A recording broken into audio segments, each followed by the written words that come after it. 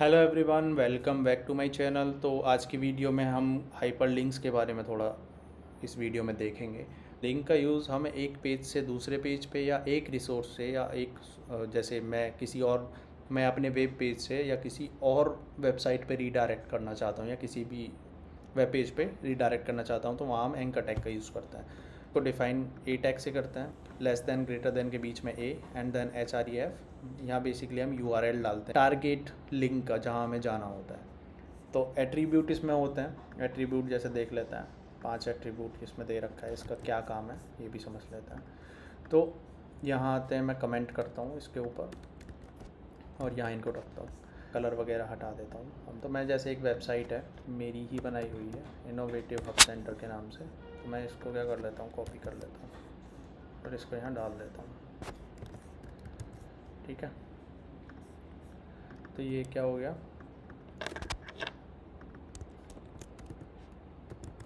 मतलब आपको चाहे यूट्यूब पे जाना है तो उसका लिंक डाल सकते हो, HTTPS उसके बाद youtube.com। ठीक है, तो उसका हो जाएगा। तो इस तरीके से जैसे मैंने वेबसाइट का डाल दिया।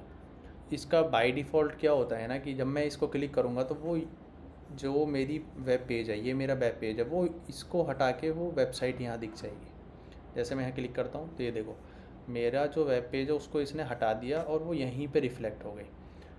पर मैं चाहता हूँ कि जब भी मैं इस पर क्लिक करूँ मेरा वेब पेज अलग खुला रहे और ये जो वेबसाइट जो क्लिक करके खुलेगी वो किसी और टैब में खुले, मतलब न्यू टैब में खुले। तो उसके लिए एक प्रॉपर्टी होती है टारगेट। ठीक है, एक टारगेट प्रॉपर्टी होती है, उसमें जैसे यहाँ देख सकते हो ब्लैंक पेरेंट सेल्फ टॉप हो गया। तो बेसिकली जो बाय डिफ़ॉल्ट जो होता है वो सेल्फ होता है, जो मतलब हम कभी भी जैसे मैं सेल्फ का भी यूज़ करूँ तो वो सेम ही काम करेगा। जैसे मैं अभी हुआ था, यहाँ मैंने क्लिक किया तो इसी पे रिफ्लेक्ट हो गया, तो सेम ही है। बाय डिफ़ॉल्ट वो सेल्फ पे रहता है। बट अगर मैं यहाँ इसको ब्लैंक कर देता हूँ, ब्लैंक, तो आप देखोगे मैं इस पर जब भी क्लिक करूँगा, ठीक है, मैं जैसे इस पर यहाँ क्लिक करता हूँ तो ये देखो मेरा तो यहाँ खुला हुआ ही है और ये न्यू टैब में ओपन हुआ है। तो इस तरीके से हम टारगेट का यूज़ करते हैं। और भी हैं, जैसे यहाँ टॉप हो गया आपका। ठीक है, टॉप और पेरेंट।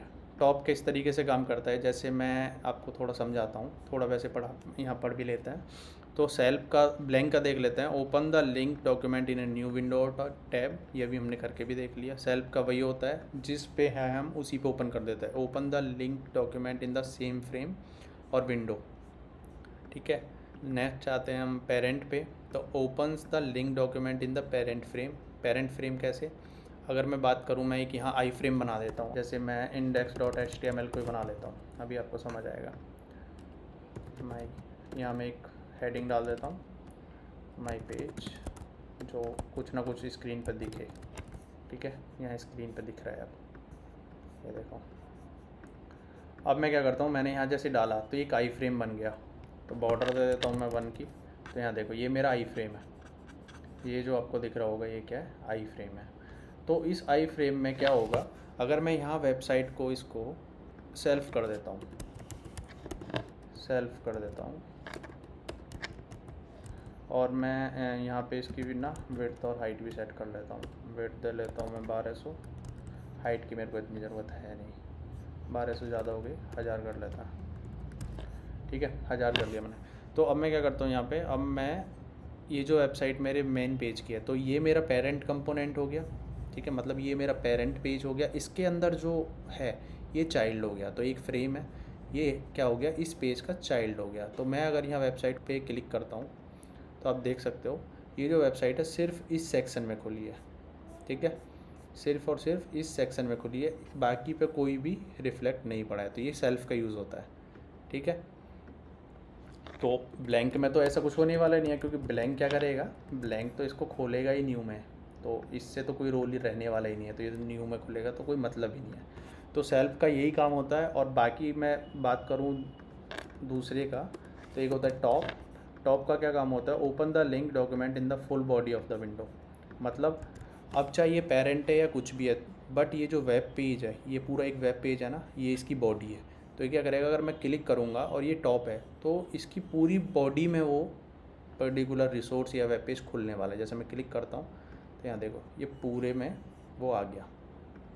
तो ऐसे ही हमारा ये पेरेंट भी काम करता है। पेरेंट बेसिकली वही है जैसे मैं पेरेंट लिखता हूँ, पेरेंट भी टॉप की तरह ही काम करेगा। पेरेंट क्या है कि ये तो एक चाइल्ड कंपोनेंट हो गया, मतलब ये एक पेज है और ये इसका चाइल्ड हो गया। तो पेरेंट बेसिकली कौन सा हो गया, ऊपर वाला, ये वाला पेज, ये मेन पेज।